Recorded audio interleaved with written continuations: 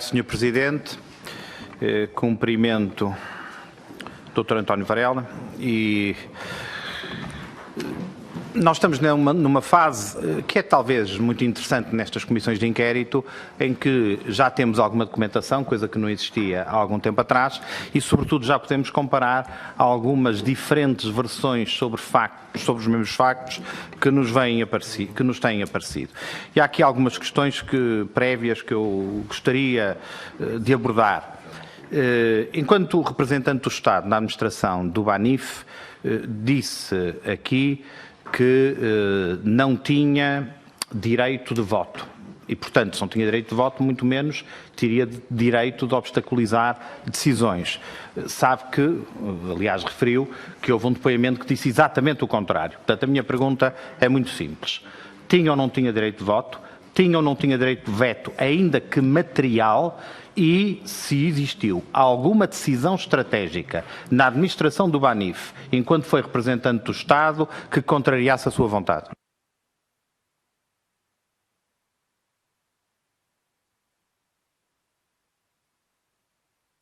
A questão dos votos e vetos deriva-se de uma forma muito fácil, que é ir ao Diário da República e verificar os termos em que fui nomeado.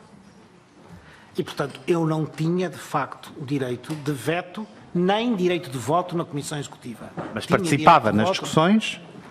Participava, eu diria, assistia às discussões e intervinha moderadamente nessas mesmas discussões, eu diria, usando um conjunto de intervenções que podiam ir desde fazer uma sugestão, até fazer uma crítica, até fazer um comentário.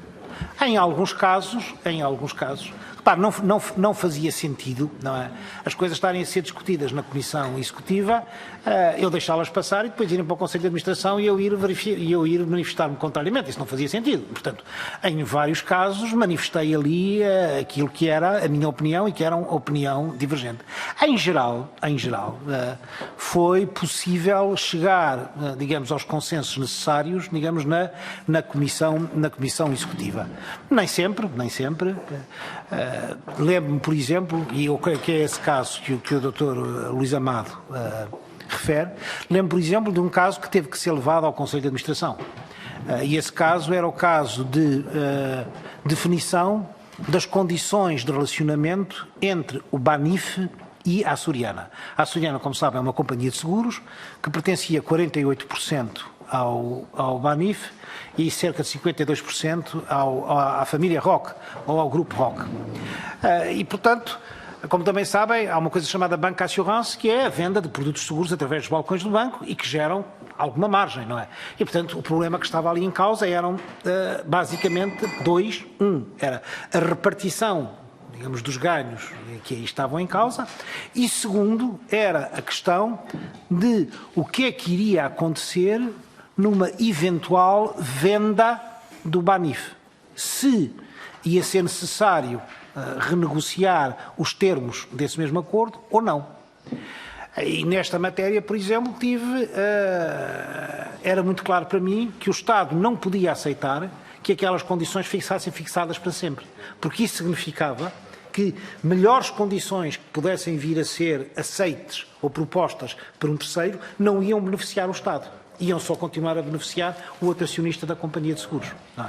E, portanto, aí foi uma matéria em que tive prolongadas discussões por diferentes vezes com a Comissão Executiva, não chegámos a acordo nenhum, foi levada ao Conselho de Administração, onde o Dr. Luís Amado conduziu com muita sabedoria o caso e acabou por ser tomada a decisão, que era a decisão que, de facto, defendia os interesses do Estado. Isto para lhe dar o exemplo. Mas o que eu gostava de tentar exprimir é a existência de múltiplas situações, mas que não foram, em geral, situações que fossem situações de hostilidade. Tratava-se Nem eu queria sugerir isso. O que eu queria sugerir era uma coisa, se calhar, um bocadinho diferente.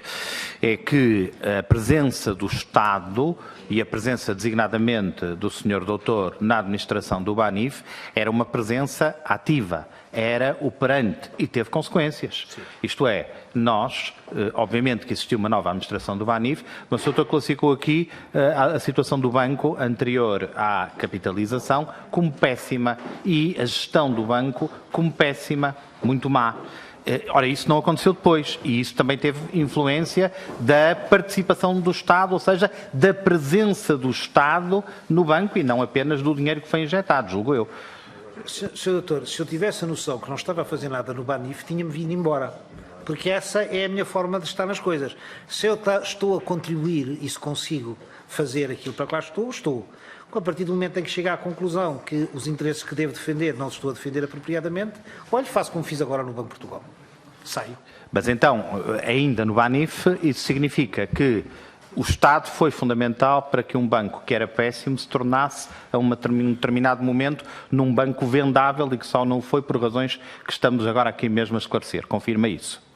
Eu acho que o Estado foi um bom acionista do banco.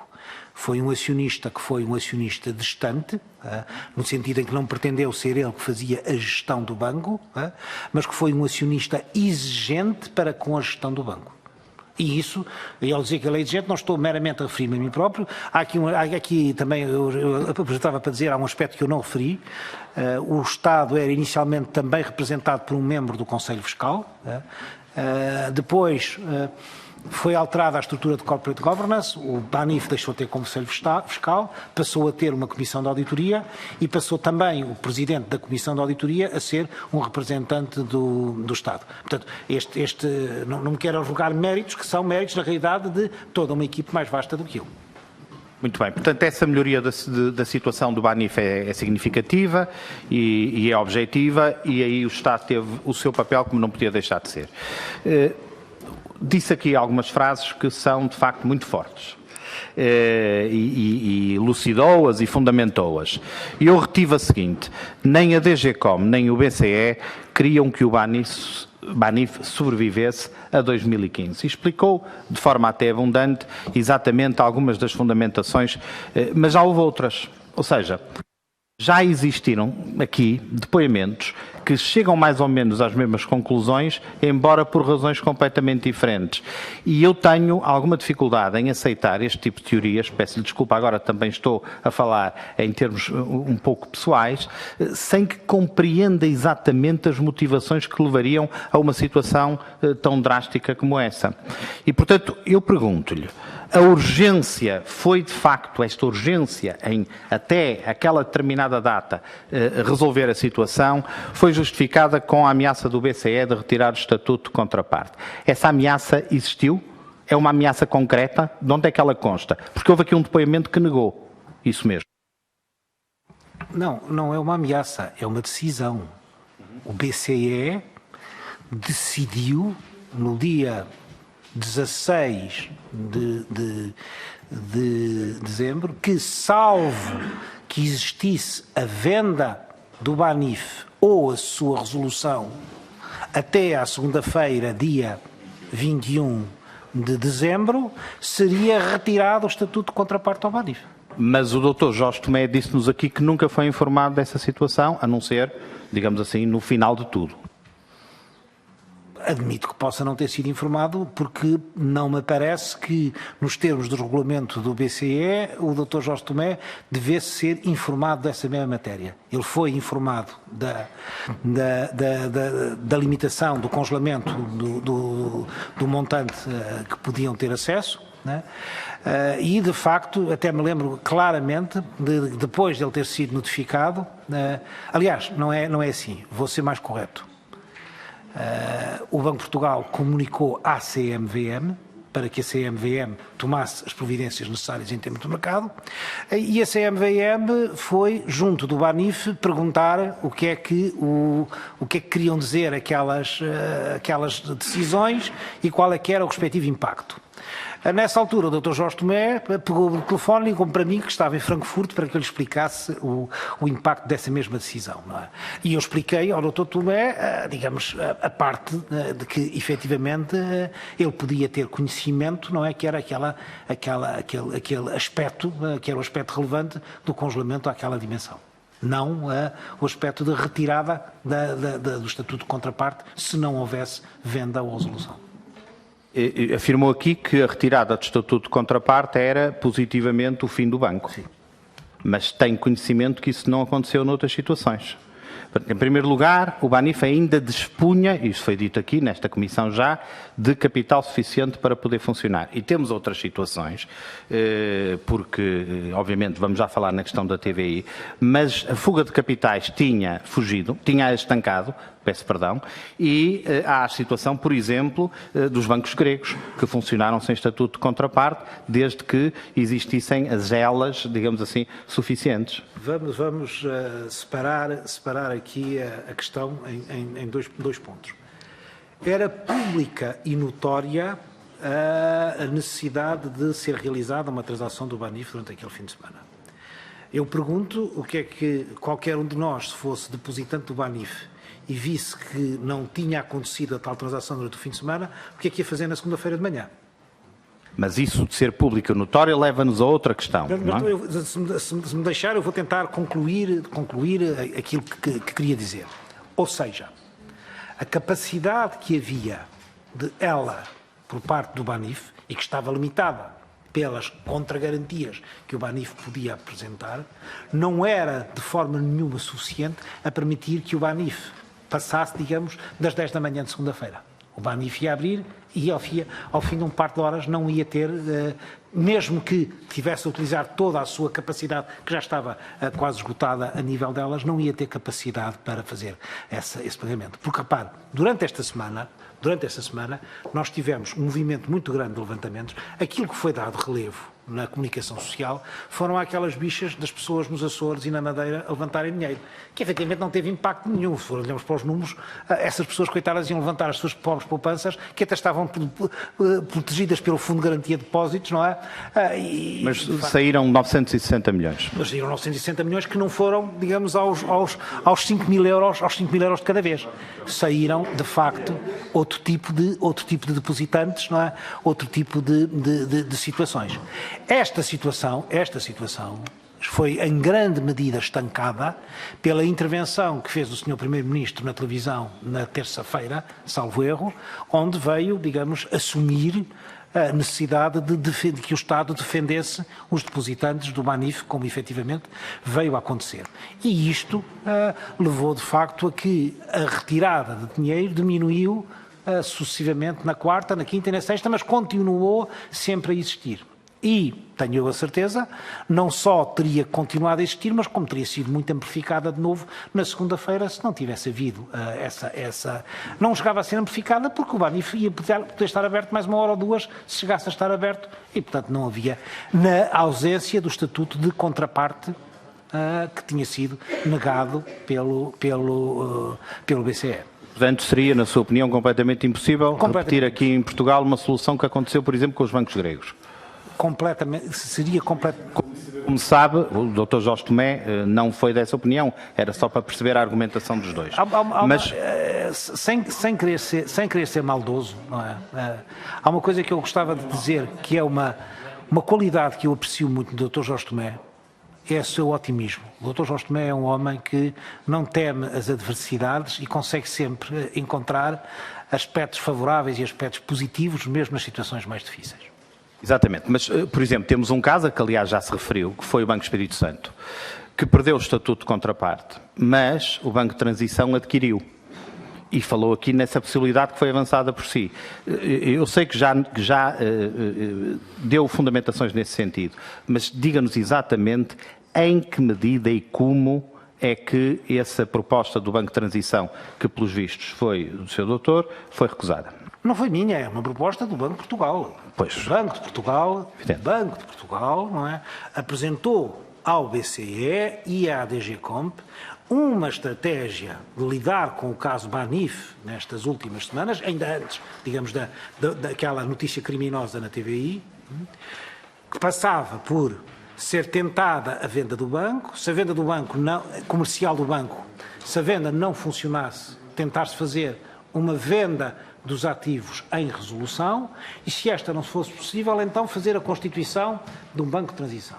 Isto foi, digamos, abundantemente trabalhado, documentado, preparado, não é? E estará, de certeza, enfim, eu ainda estava no Banco de Portugal quando foram recebidos os pedidos de documentação enviados por esta Comissão e digo, naquela abundância de papel que foi pedida, garanto-lhe que essa informação toda há de lá estar. E, portanto, isso está muito documentado e muito consubstanciado, não é? Esta estratégia não chegou a funcionar porque isto exigia uma coisa, não é? Que era que o Banif pudesse abrir na segunda-feira. E o Banif não podia abrir na segunda-feira porque não tinha não teria havido, digamos, a possibilidade de ele ser contraparte nos termos da decisão que tinha sido tomada pelo Banco Central Europeu. Está a ver? Há duas decisões que fizeram com que, na prática, fosse impossível o Banif passar daqui para o fim de semana. Mas não é o primeiro depoimento que coloca o acento tónico na questão da notícia da TVI. E, portanto, chamou-lhe agora notícia criminosa, considera que essa notícia retirou qualquer possibilidade de sobrevivência ao banco e da criação do Banco de Transição. Ou seja, sem a notícia da TVI seria possível criar o Banco de Transição. Eu admito que sim. Vamos lá ver. Também se dirá, se nós fôssemos amanhã fomos fazer uma notícia exatamente igual àquela, a dizer que, sei lá, o BNP Paribas vai ser intervencionado e vai dar... Isto não vai ter impacto rigorosamente nenhum, porque ninguém vai acreditar nessa notícia. Portanto, aquela notícia teve impacto porque também havia condições objetivas por trás dela. Não é? Mas que aquela notícia é de facto responsável por aquilo que aconteceu, eu não tenho dúvida. E, inclusivamente, aquela notícia teve que se refletir negativamente nas propostas apresentadas. Porque, repare, uma coisa é estar a propor para comprar um banco que está a funcionar normalmente, outra coisa é estar a propor para um banco que os clientes estão a fugir. Não é? Claro, portanto, o que me está a dizer é que, sem a notícia da TVI, seria possível realizar uma operação diferente, nomeadamente com o Banco de Transição, e sem a notícia da TVI seria possível concluir uma venda muitíssimo mais favorável do que aquela que foi realizada. Na justificação que me foi dada para não se querer a constituição do Banco de Transição, bem como na discussão que foi feita, ou no que eu vi quanto à discussão que teve lugar no Governing Council, não há referência específica à notícia da TVI. Não é? Portanto... Mas é, como já alguém já disse, o elefante no meio da sala, não é? Pronto, exatamente, se quiser. Pronto, isso eu concordo, não podemos aí estabelecer com tanta força e tanta precisão uma relação de causalidade. Não tenho dúvida nenhuma que as coisas teriam corrido muito melhor se não tivesse existido aquela notícia. Considera, com a experiência que tem profissional nesta matéria, que estamos perante uma situação de abuso de informação privilegiada e de manipulação de mercado?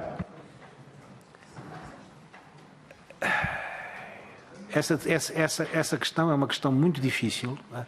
E que eu espero que o Ministério Público rapidamente chegue a conclusões. Não é?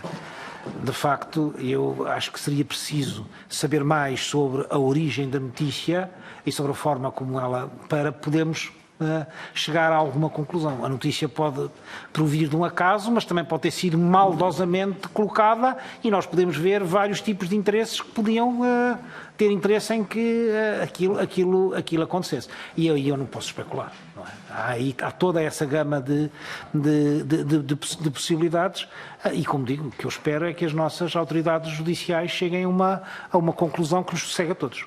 Mas enquanto esperamos pela atuação das nossas autoridades judiciais, já houve quem especulasse. E há uma expressão que também me parece muito curiosa e elucidativa do Dr. Jorge Tomé, que diz que a resposta que foi dada aos danos provocados pela notícia da TVI beneficiou o infrator.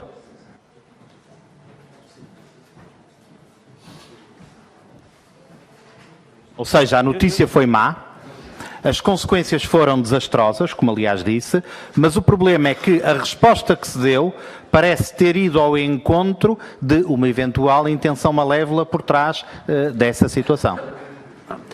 Essa é uma especulação muito grave, não é? E que eu não tenho condições... Foi feita nesta comissão de Mas inquérito. eu não tenho condições nem para afirmar nem para infirmar.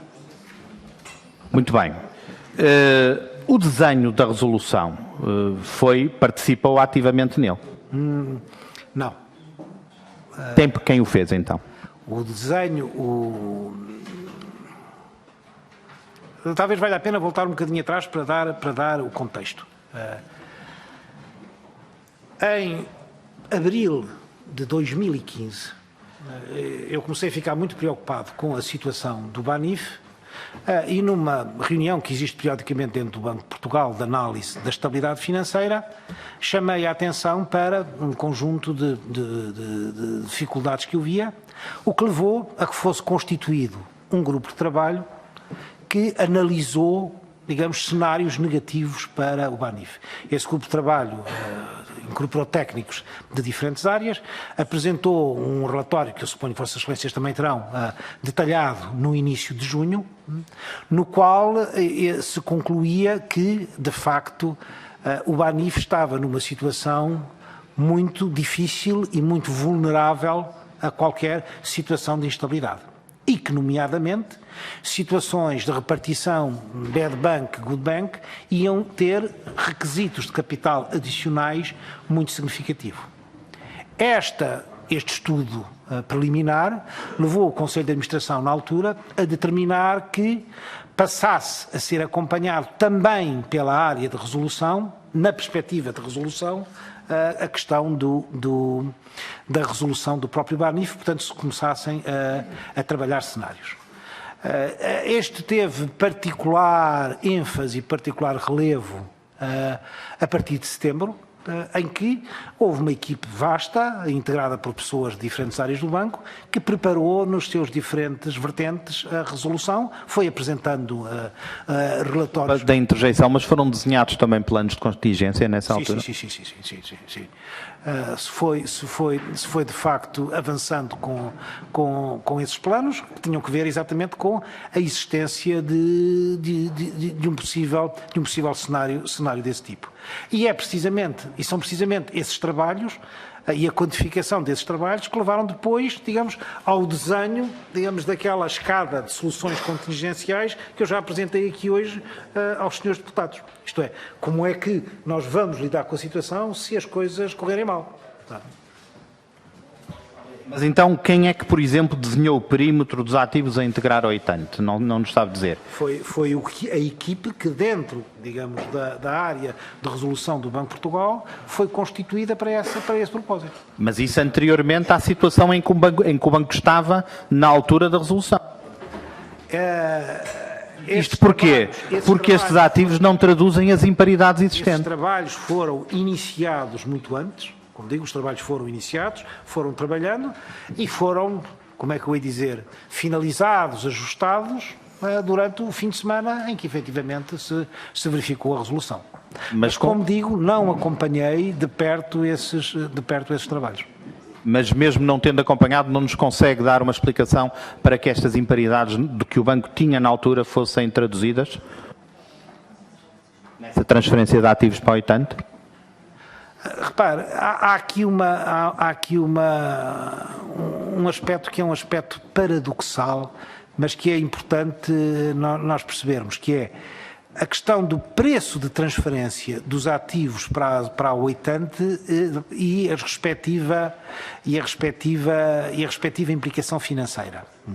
Porque é relativamente paradoxal, não é? Mas quanto mais baixo fosse o preço pelo qual fossem traduzidos esses ativos para o EITANT, maior era o apoio financeiro que o Estado tinha que dar, visto que o Estado tinha que compensar o Santander pela diferença entre o valor desses ativos no balanço e o valor porque eles saíam. E aí, de facto, defrontaram-se, se posso dizer assim, duas tendências ou dois interesses.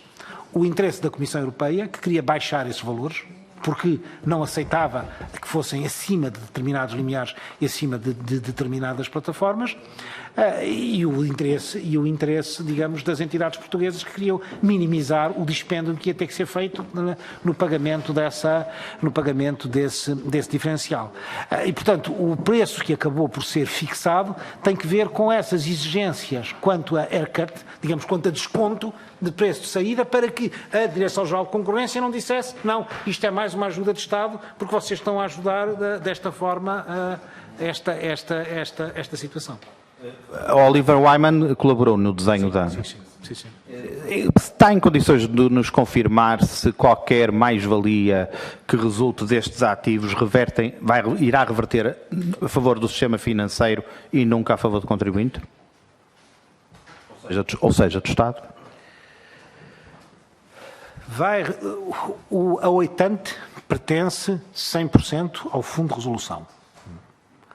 Se a oitante, como eu espero que aconteça, conseguir vender esses ativos por mais do que aquilo porque eles foram comprados, digamos, porque ele, a responsabilidade que assumiu, é evidente que é a própria oitante que vai receber essa mais-valia, e a oitante pertence, como digo, ao fundo de resolução. Creio que há uma compreensão digamos, do dilema, se posso dizer assim, ou do paradoxo que o Sr. Deputado está a evidenciar. E creio que, eventualmente, fará sentido que o Fundo de Resolução seja ressarcido até ao montante com que entrou, digamos, para este negócio. Não faz sentido que o Estado seja... Não fará sentido que seja ressarcido acima disso. Julgo que tudo o que seja acima desse investimento deve ser encontrada a forma de que esse excedente seja transferido para o Estado. Também pergunto se nos está em condições de confirmar se existia alguém que estivesse disponível a comprar com 20% de desconto apenas e não com aquele que foi feito. Não tenho conhecimento. Muito bem. Tem conhecimento nos últimos dias, e vou já terminar, Sr. Presidente, nos últimos dias tem havido aqui uma grande polémica sobre quantas propostas é que existiam, as que eram binding, as que eram vinculativas e aquelas que não eram.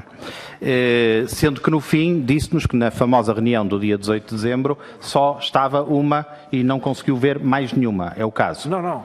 Eu não vi até hoje proposta nenhuma. Não viu, mas teve conhecimento de que existiam mais propostas.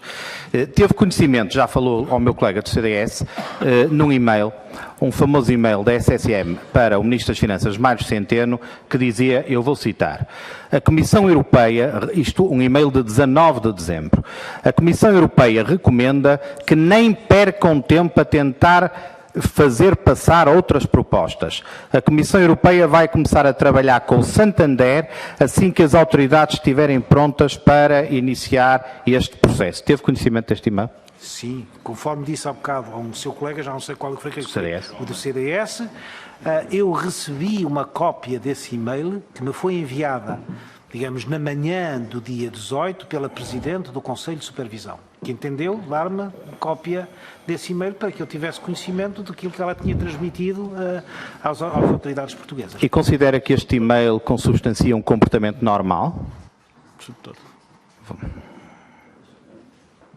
Eu devo dizer que fiquei muito espantado com o teor desse e-mail, tanto que imediatamente o transmiti ao Sr. Governador, dei-lhe conhecimento da existência desse e-mail e trocámos algumas impressões, digamos, de estranheza relativamente ao teor desse e-mail e ao que ele podia significar. E será a minha última pergunta, rapidíssima. Pelo que parece, este e-mail surtiu efeito e deu resultado, pelo menos o resultado que era pretendido por quem o endereçou. Concorda com Jorge Tomé, que disse aqui, e este e-mail ilustra isso mesmo, parece, que a resolução não foi verdadeiramente, mas que se tratou de uma doação ao Santander? Eu não gosto de brincar com palavras. Já disse aqui que considero que foi um desastre aquilo que aconteceu e que não tivesse sido forçada a existência de uma transação durante aquele fim de semana. Tivesse havido tempo para que a transação se decorresse normalmente, a minha convicção de que teria sido possível chegar a uma situação completamente diferente em que o Estado português não fosse exposto da maneira que foi. Muito obrigado, Sr. Deputado Carlos Abreu Amorim.